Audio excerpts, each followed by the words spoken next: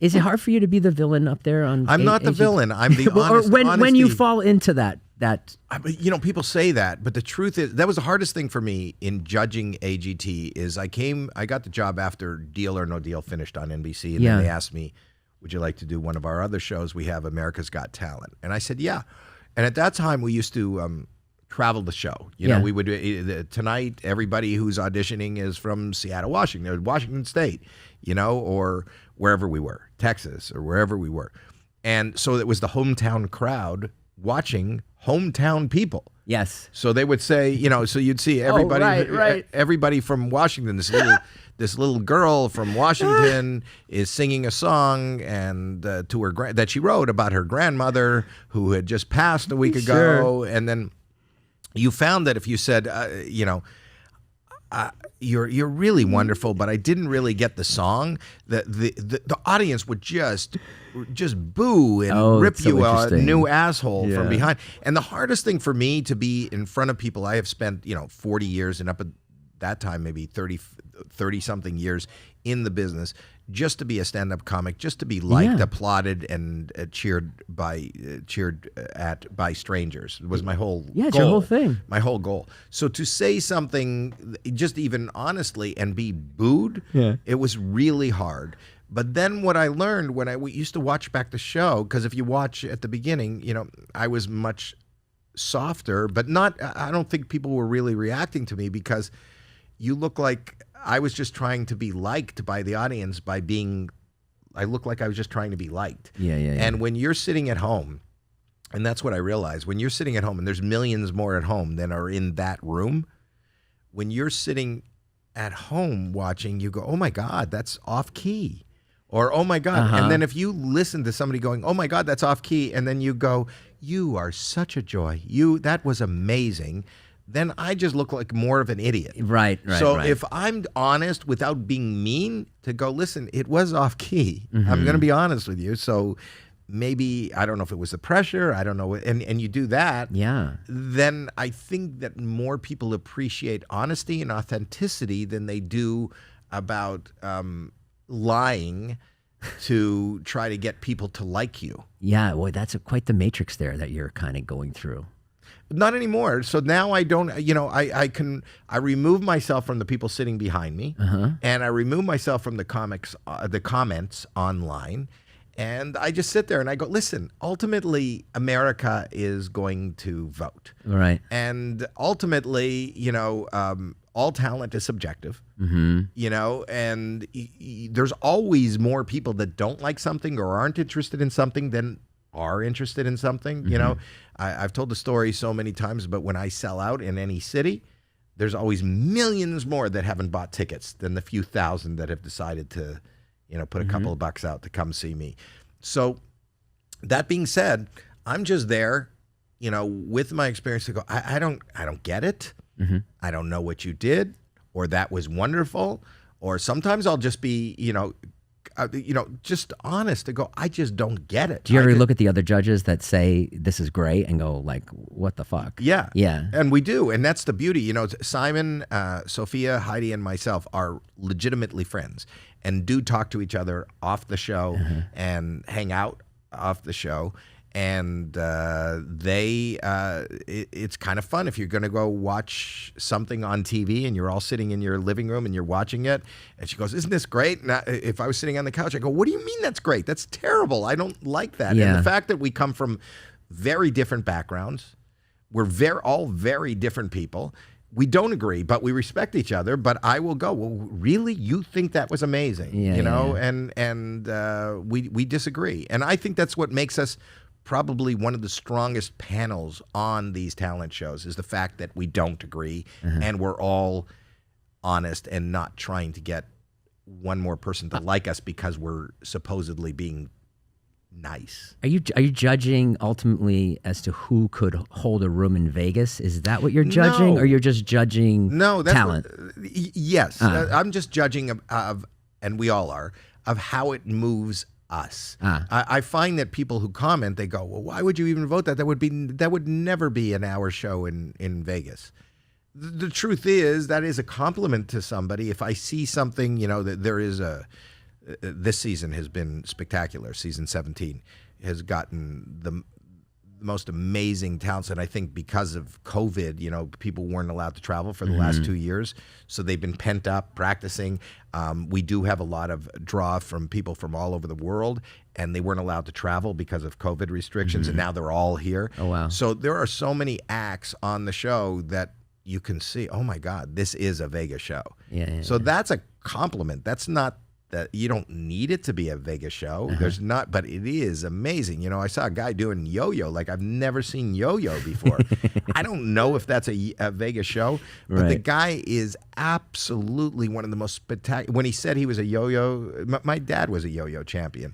I was ready to be bored by just. Oh, then you're biased. What? You're biased a little bit. No, I was ready to be bored. Your dad was a yo-yo champion. Yeah, but that's not what I loved most about him. Right. But this kid was just amazing. He was like an acrobat, and he was doing flips, and he was dancing, and he was kind of making it kind of cool and fun. But I don't know that it's a whole Vegas show, but wow, he deserved to move on. Yeah. All right, let's look at another video. Here we go. Here's somebody else, and another one of my friends and their talents. This is Mariah. She's a dancer. Here we go. Do we have audio in this, guys? Wow, she's dancing a cappella without music. I love that. Oh.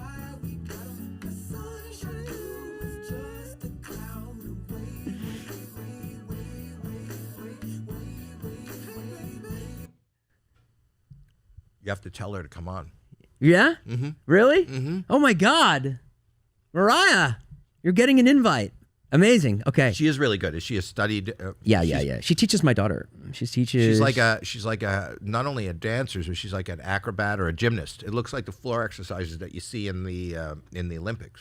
Yeah, she's super talented, and her dream is to be a dancer. But I think she makes way more money doing social media.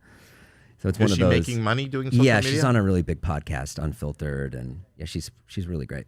Close friend of mine. Yeah. But so why don't you give her the full plug? I did. She's on Unfiltered. Mariah Moto, yeah. Mariah Moto. Yeah, she's Zane Heath's girlfriend, Zane and Heath. You know Zane and Heath? Yes. Yeah, and she's on there. Yeah, she's a talented editor. Okay, next, go ahead. Let's move through. This is Scotty Sire. Here we go, a singer. Us in the park, we'll get dinner after dark, and I'll be with you every second in between. Write our names inside a heart, we will never fall apart. Let's spend forever together, just you and me. La da da da. Okay, that's good. La da. It's fine. That's the one where I say he's probably good. He'll probably have a big career. It's just that. For you personally, was that an original? Yeah, it's original. I always get jealous of people who write original music. Yeah, and I'll tell you why. Because as somebody who writes comedy, like he was doing, play it from where it was, where it just was. La da da da la. That's it. Stop. So we saw 30 seconds, and he's already going la da da da, la di da da, la di da. Don't you wish you could do that in comedy? Like if you're going to write a song, you gotta come up with words. It's like two guys walk into a bar, and then la da da da, la di di da, it's the best. Do di di di di da do. Like you can't. I just. Did you ever try to put out an album like after you had success as a comedian? Did you ever try to do like a? I had an album. You did, but not a comedy album. Oh, a song album. A song? Yeah. I had one song. What was it? It's horrible, but you can play it. Let me hear it. I do the Watusi. No way. Howie Mandel. I do the Watusi. You can play it. It's a video too. Dude, this is. So and cool. it got introduced on MTV.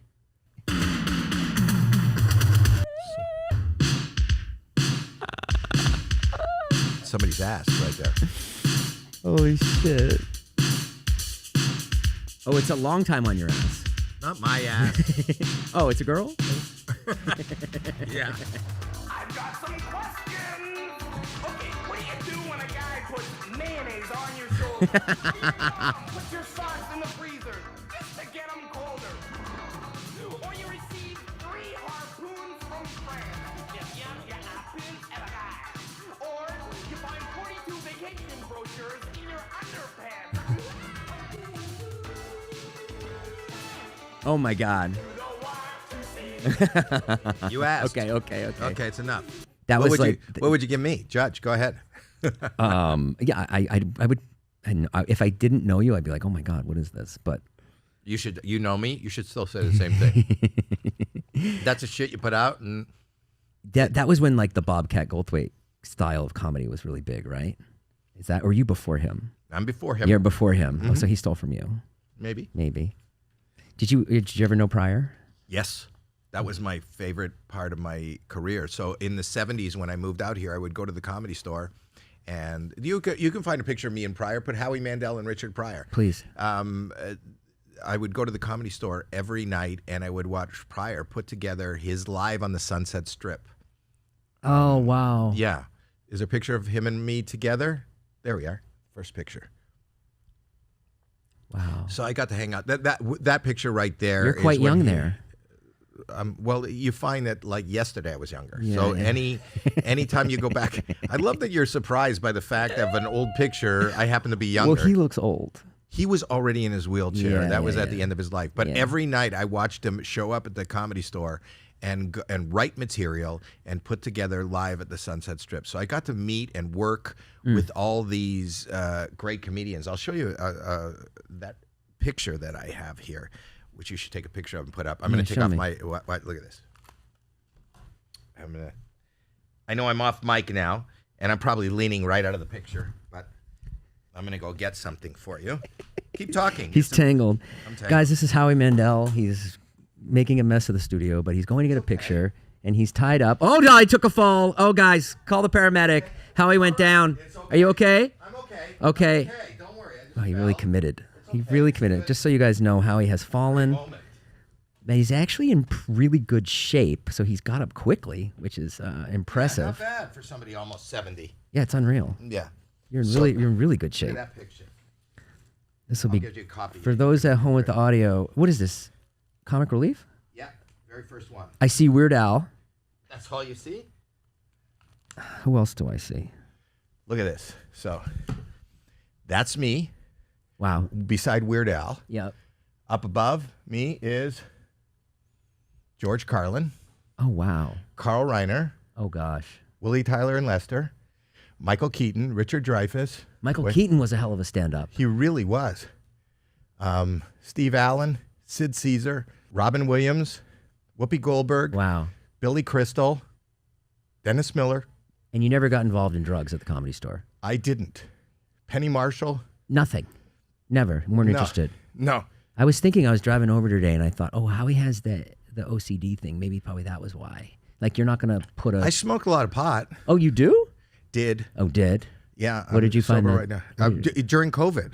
You did? Yeah. First I used it to go to sleep. Then I used it to stay asleep. So I smoked a lot of pot, but So I that's don't why we anymore. had all those TikToks. I don't anymore. You know, you told this story on... Richard Dreyfuss. I mean, What was he Gary doing there? Shandling, Pee Wee Herman. Oh, Shandling was my favorite. Really? Yeah. Marty Short, Joe Piscopo, Oh, my God. Henny Youngman. I'm just going to be naming. You can ask any questions, and I'm just going to continue naming people.